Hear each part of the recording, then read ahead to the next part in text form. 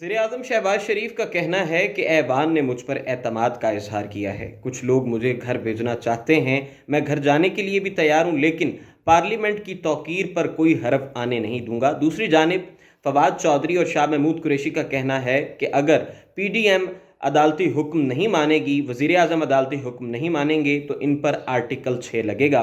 इसी हवाले से यूसी 86 में हमारे नुमाइंदे ज़ीशान अली मौजूद हैं। ज़ीशान, बताइएगा कि लोग इस बारे में क्या सोचते हैं?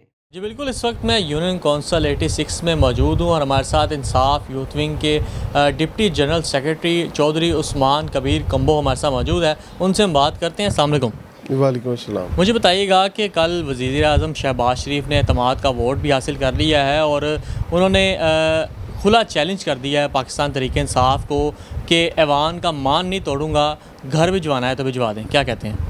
बिस्मिल्लाहिर्रहमानिर्रहीम। पहली बात तो ये है कि शहबाज शरीफ साहब ने जो एतमाद का वोट हासिल किया है वो ऐसा है कि जैसे एक ही घर में अपने ही 4 लोग बिठा के उन्हीं से अपने ही हक में वोट ले लेना।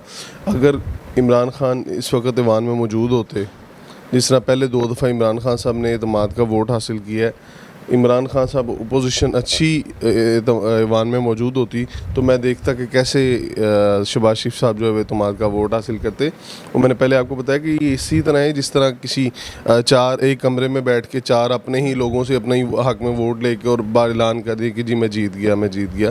तो ऐसा नहीं है। और दूसरी बात ये कि शहबाज शरीफ साहब ने जो ये कहा है कि ये जो है ऐवान को जो है वो नुकसान नहीं पहुंचाएंगे, बल्कि इसके अलावा पूरी जो है वो पाकिस्तान को इन्होंने नुकसान पहुंचा दिए, इन्होंने इदारों को नुकसान पहुंचा दिए, इन्होंने आपस में भाइयों को लड़वा दिया है।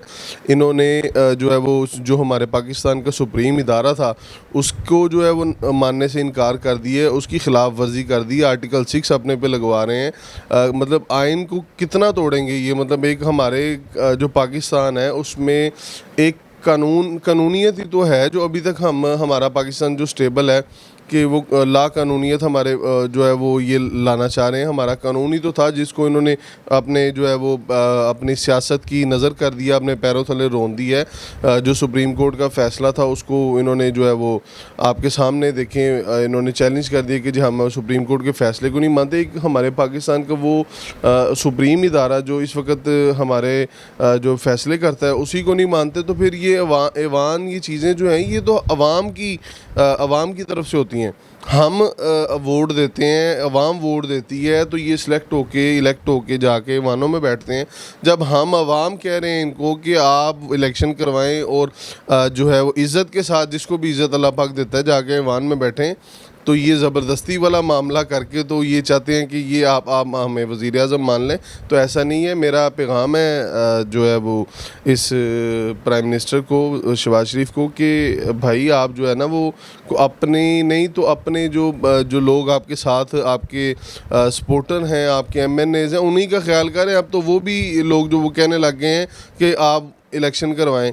इलेक्शन की आप नहीं आ सकते यार, आपके एमएनएस तो आ सकते हैं। आपके 2 4 5 6 लोग जो अवाम में अपने उन्होंने जो काम किए हुए हैं, जो अवाम के साथ उन्होंने सर्व किया हुआ है, वो उनका तो हक ना ख़राब करें। अब तो उनको भी लोग गालियाँ देना शुरू हो गए। ठीक है साहब, बहुत शुक्रिया। Deputy general secretary Insaf youth wing Chaudhry Usman Kabir Kamboh हमारे साथ मौजूद थे। उनका कहना था कि कोई भी हालात जैसे भी हो, हम इमरान खान के साथ खड़े हैं और भरपूर उनका साथ देंगे। इस हवाले से हम मुस्लिम लीग नून के जो कारकुन हैं उनसे भी बात करेंगे, उनसे भी उनका मौक़िफ़ जानेंगे कि वो इस पर क्या कहते हैं। मुस्लिम लीग नून के सीनियर रहनुमा खलील गौरसी हमारे साथ मौजूद हैं, उनसे हम बात करते हैं। अस्सलाम वालेकुम। वालेकुम सलाम। मुझे बताइएगा कि शाह महमूद कुरैशी और फवाद चौधरी कहते हैं कि वज़ीर-ए-आज़म पर आर्टिकल 6 लगेगा क्योंकि वो आइन की खिलाफ वर्जी कर रहे हैं। क्या कहते हैं इस बारे में? कोई आइन की खिलाफ वर्जी नहीं कर रहे। आइन में और भी बहुत कुछ लिखा है इलेक्शनों के बारे में। ये जो फटा डाल रहे हैं, वज़ीर आला का हक होता है असम्बली तोड़ना ना तोड़ना, लेकिन ये वज़ीर आला असम्बली नहीं तोड़ना चाहते थे। इन्होंने सिर्फ़ और सिर्फ मुल्क को ज़लील करने के लिए, लोगों को रसवा करने के लिए उन्होंने ये सारे काम किए हैं।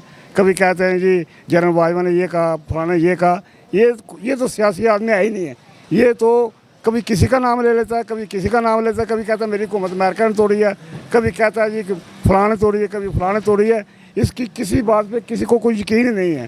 तो ये जो कहते हैं ना आर्टिकल 6 लगता है, 6 आर्टिकल किस लिए? गद्दारी तो इसलिए की है मुल्क के साथ एजेंसी के साथ मिलकर इसने गद्दारी 2018 से शुरू की हुई है गद्दारी इन लोगों ने, और मुल्क का बेड़ा कर दिया है।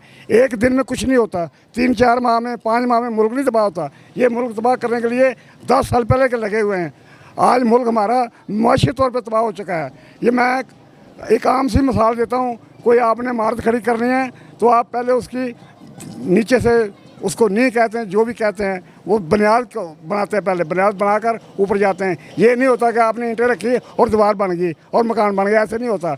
इन्होंने ऐसे किया है, इन्होंने कुछ नहीं किया, इन्होंने मुल्क को तबाह किया है। आज तक इन्होंने कोई बड़ा मनसूबा लगाया तो ये बताया लोगों को, कोई इन्होंने कारोबार लोगों को दिया, बताया।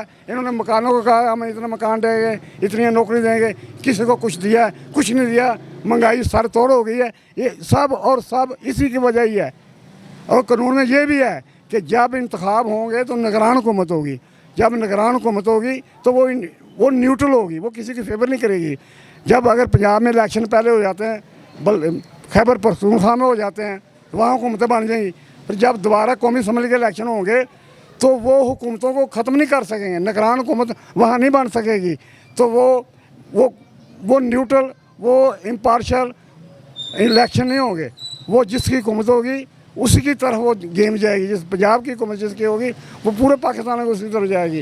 वो छोटे सूबे जो हैं वो पहले ही पंजाब से नाराज़ हैं। ये मज़ीद नाराज़ करने वाला, ये मुल्क को तोड़ने वाली साजिश हो रही है, हम तो यही कहें। मुस्लिम लीग नून के सीनियर रहनुमा खलील गोरसी हमारे साथ मौजूद थे। उनका कहना था कि सिर्फ हुकूमत पे बहतानबाजी की जा रही है, सिर्फ इल्ज़ाम लगाया जा रहा है। हुकूमत कोई आइन की खिलाफ वर्जी नहीं कर रही है। पाकिस्तान तहरीक इंसाफ की जानिब से सिर्फ मुल्क में इंतशार फैलाने की साजिशें की जा रही हैं और पूरे मुल्क में इलेक्शन एक ही दिन होंगे। इलेक्शन अगर अब होते हैं या 4 माह बाद होते हैं तो इससे कोई तूफ़ान नहीं आ जाएगा। पूरे मुल्क में एक दफ़ा इलेक्शन करवाए जाएँ। जी।